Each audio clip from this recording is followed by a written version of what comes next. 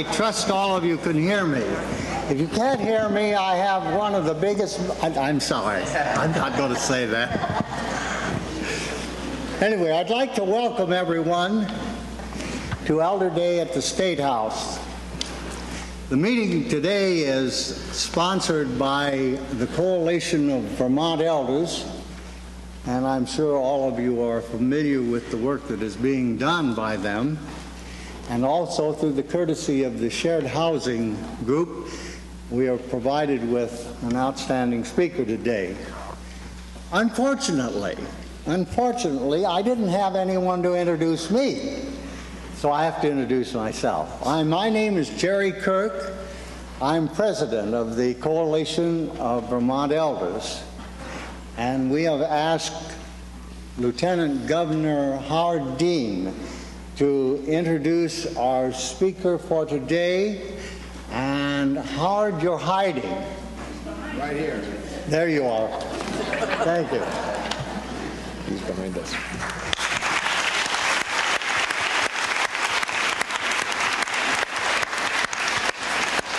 Thank you. I'm not used to seeing Jerry in a coat and tie. The last time I saw him was at the Senior Games in Poultney with a headband on and a sweatsuit, running a lot faster than I could have. Except during campaign years, of course, Jerry. This is a real honor and a privilege. I last saw our speaker, I think, at one of the Democratic National Conventions. I've forgotten which one, but I think it was the 1984 convention I saw her speak. And you're in for a real treat. By her positive example, she has given hope to millions of older Americans that they can continue to serve as active and productive members of society. Maggie Kuhn.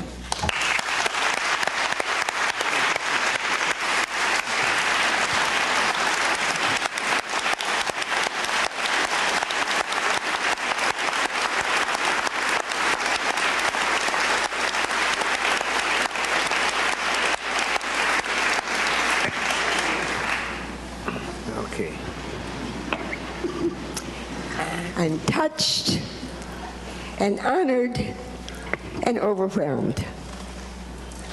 It's a great privilege to be here with you today. I thank you all for coming. I'm going to be 86 in August, but on my 85th birthday, I took stock of my wrinkles that I worked very hard to secure, and I counted my thinning gray hair, and I limbered up my arthritic hands, and I made a sacred vow that I would do something outrageous at least once a week. I am reaffirming that vow today. And I hope this is the beginning of a week, and I hope very much that you might give me a brownie point for outrage for what I might say today. So will you listen carefully? We are living in the midst of two revolutions that have collided head-on. The demographic revolution, where people are living longer than any time in recorded history. Women outlive men from 8 to 13 years. We don't know why the males of the species are so fragile, but maybe. But of course, this enlightened group of men is the exception. They are liberated, of course. With liberation, they'll survive, too. We are living in the midst of a revolution, a demographic revolution. We are also living in a technological revolution, and the two have collided. The technological revolution, through miracle drugs and surgical interventions, has indeed helped us to survive. It's eliminated many of the early scourges that took out whole populations. We haven't yet conquered AIDS. We have not yet conquered Alzheimer's, but we are trying. But the technological revolution has made it extremely difficult to die with dignity. And we need to be assured, and we need to think as elders of the tribe that we are not just a gray power lobby, but we are tribal elders concerned about the tribe's survival. And we are an endangered species when you look at what we've done to the environment. But I love to salute Vermont, this beautiful state where there are farms, productive, beautiful farms, and forests, and mountains. It's a great place to survive. I like to think that we, the tribal elders, can assume 4 important roles. First, though, we have to have a goal, a passionate purpose to make it, to overcome our infirmities, to overcome the stereotypes that put us in our place. But we're dealing with those, and we will survive. The first goal and purpose is to be a mentor to the young. And that idea goes back to classic Greece. And I hope that many of you are mentors to the students, to the high school kids, to the little kids who are at risk and whose future is by no means secure. But you can encourage them and help them on their way. And this is why I think we've got to stop rigid age segregation. We get the human race together. The second role is the role of the monitor. I use a very inelegant term. I talk about the watchdogs and the watch bitches. Do you get the word? And as watch bitches and watchdogs, we have a great deal of watching to do. We have to watch the media. I subscribe to a wonderful book that's called Lies of Our Times. I'll be glad to show it to you. It's a pamphlet, a periodical. But it shows the way our controlled and managed press has disguised the truth. And we have a classic illustration of it, the way in which the war, that immoral, illegal war in the Persian Gulf, was reported to the press.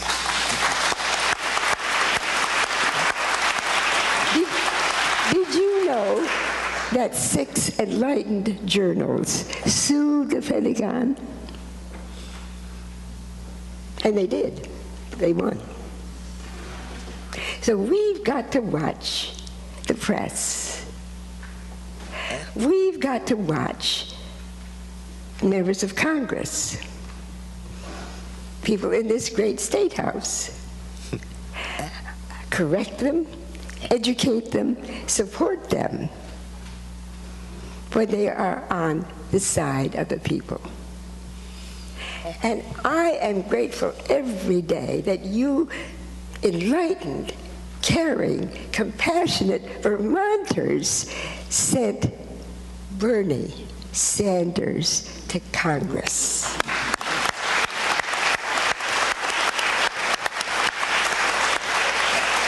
It was a great gift that this wonderful state provided to the country. And we thank you all. Another very important role is that of the mediator. We who have historical perspective and who have lived through controversy and conflict and discord have the skill and the compassion and the understanding to get people who are at swords' points, not speaking to each other, to be human and understanding and part of an enlightened, caring society. It's not easy. I live in Philadelphia, and I've lived in the house that I own since 1958. The first thing that I did when I bought the house, my mother, who was very frail in a wheelchair, and my brother, who had just come from a bout with mental illness, I needed someone to live with me. And I made a wise decision. I asked 2 university students from the University of Pennsylvania to come to live with me. And they did. And they changed my life. Shared housing helps us to survive. We're going to be talking later about that, but there are 4 great benefits that I think about shared housing. A, it uses existing stock. It's very expensive to buy a new house or to build a new house today. It conserves the neighborhoods. It avoids institutionalization. I have many, many disabilities. I'm not going to give you a long organ recital. It'd take more than the allotted time. But I have housemates who help me and who encourage me and help me to feel safe. The 4th great benefit from shared housing is that it makes loneliness a thing of the past. And we salute the people of Vermont, you enlightened people of Vermont, for being in the forefront. You have been the prophets, showing how shared housing benefits the community and each of us. I congratulate you. Now, the 4th role is the role of the mobilizer. And we are mobilizing, all of us, because we all sense that this is one of America's greatest needs.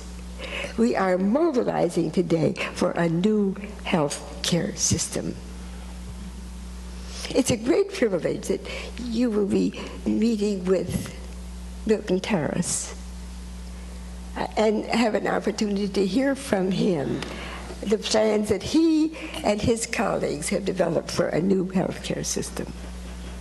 As you know, it's only the United States of America and the Union of South Africa, the only 2 countries in the enlightened,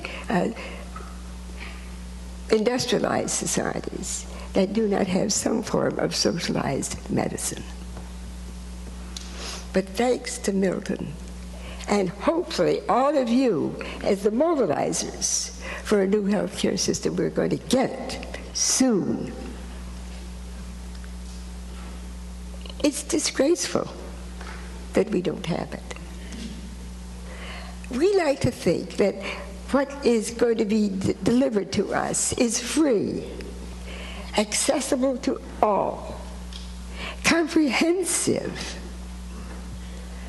including prevention and health education and pharmaceuticals, hearing aids, eyeglasses, everything that is needed to sustain life. What are we waiting for? Let's get with it.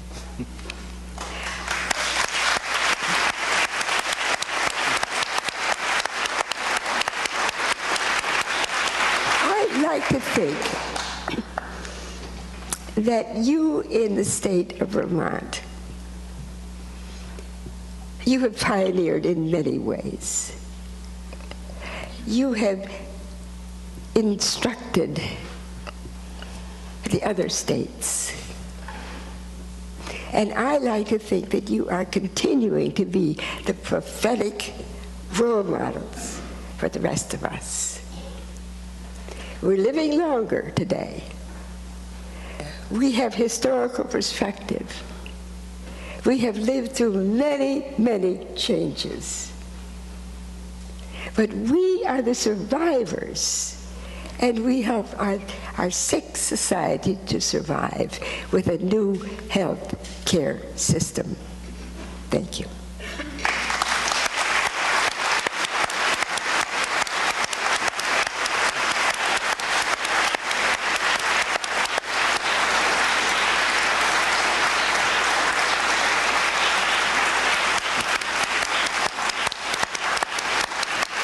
Is that the end of your speech? Are you going to present the award? Yes, yes. It's a great honor to present an award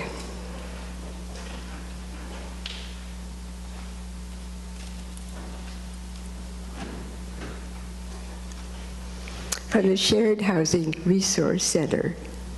You're the first state in the Union to receive this award as a state. And we're very, very honored and pleased. And I'm thrilled to have this opportunity to present this award to you. Now, we have also planted a tree. 5 years ago, Mellon Bank, one of the large banks in Philadelphia, presented the Shared Housing Resource Center with $10,000. And we decided then that we would use that $10,000 to plant trees, to do our part to save the environment. And we have planted a tree. And you are the first state to receive the honor, and it is my great privilege to present this certificate to you. And you will see the tree planted in the garden of the State House, where I hope it will flourish and put down deep, deep roots to be nourished and live long.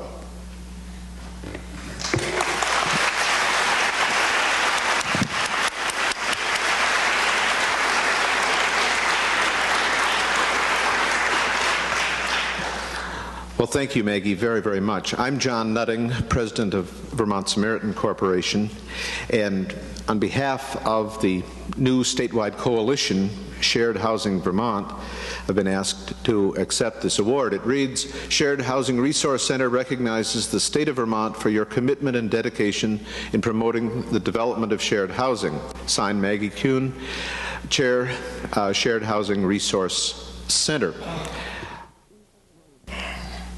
I can speak my mind. And I do, and I say some outrageous things. The second is that I've outlived much of my opposition. It's a wonderful idea. The people who put you down and said, Maggie, that's a crazy idea, it will never work. They're not here anymore. How can I say it? And the third is that I am privileged and blessed and honored beyond any possible thing that I have done to reach out to people like you and to establish great companies of kindred spirits who are going to continue to work to heal our sick society and help it to be peaceful and just in this age and in the millennium to come. Thank you.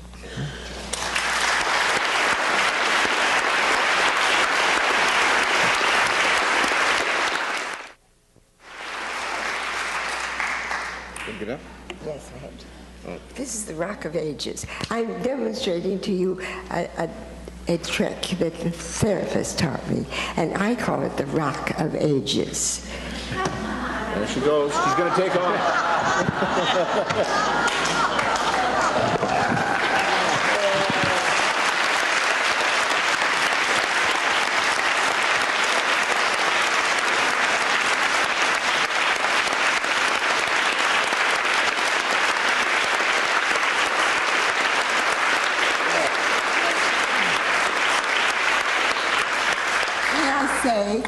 That this is a memorable moment that I'll remember till rigor mortis sets in. Okay. I can speak my mind, and I do, and I say some outrageous things. The second is that I've outlived much of my opposition.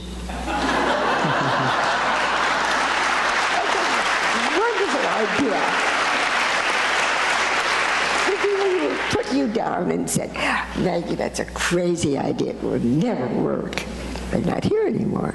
And the third is that I am privileged and blessed and honored beyond any possible thing that I have done to reach out to people like you.